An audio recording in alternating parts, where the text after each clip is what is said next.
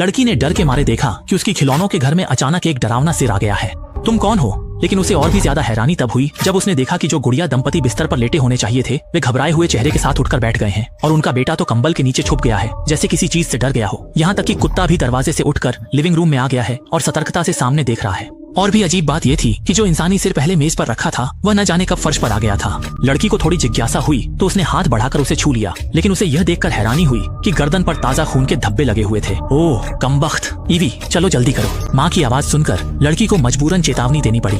अब कोई भी हिलेगा नहीं, लेकिन कोई भी यह नहीं सोच सकता था कि एक आपदा चुपचाप आ रही थी। समय जल्दी ही शाम हो गया। लड़की जैसे ही घर पहुंची वह बेसब्री से अपने कमरे में भागी, लेकिन जब उसने खिलौनों का घर खोला तो देखा कि गुड़ियों की जगह फिर से बदल गई थी। वह जोड़ा डर के मारे सोफे पर रखे भयानक सिर को घूर रहा था और कुत्ते को दरवाजे के बाहर बंद कर दिया गया था। वह जल्दी से छोटे लड़के को ढूंढने गया तो पाया कि वह चुपचाप दरवाजे के पीछे छिपा हुआ था और डर के मारे बाहर रखे सिर को घूर रहा था। और भी अजीब बात यह थी कि पलक झपकते ही वह गुड़ियों का जोड़ा और भयानक सिर अचानक गायब हो गए। वह जल्दी से खिलौनों के घर के चारों ओर देखने लगा तो पाया कि वह सिर खुद ही बेडरूम में चला गया था। तुम इस घर में क्या कर रहे हो?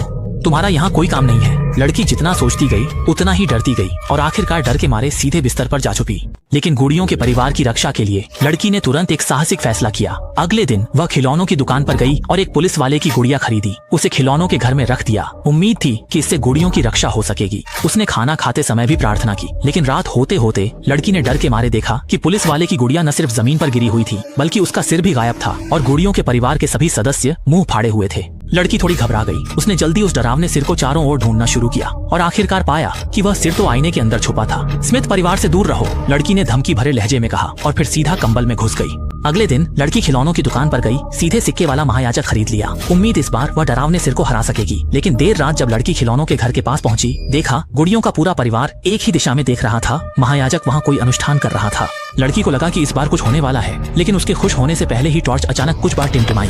जब लड़की ने फिर से देखा तो पाया कि महायाजक ने एक अजीब सा पोज बना लिया था। लड़की को कुछ गड़बड़ महसूस हुई तो वह जल्दी से दूसरी तरफ देखने दौड़ी और देखा कि महायाजक भी दुर्भाग्यवश मारा गया था। उसके पास इसके बारे में सोचने का समय नहीं था और उसने जल्दी से पीछे मुड़कर देखा तो गुड़िया परिवार के पीछे एक भयानक मानव सिर छिपा हुआ था जो चुपके से हमला करने की तैयारी कर रहा था। बाहर देखो एवी, लड़की की चीख उसकी माँ ने सुन ली। उसे डर था कि कहीं उसकी माँ उसे डांट न दे, इसलिए वह जल्दी से बिस्तर पर वापस आ गई। जब माँ आई और पूछा क्यों चिल्ला रही, लड़की ने झूठ बोला। कहाँ बुरा सपना आया? माँ को शक हुआ पर गंभीरता से नहीं लिया।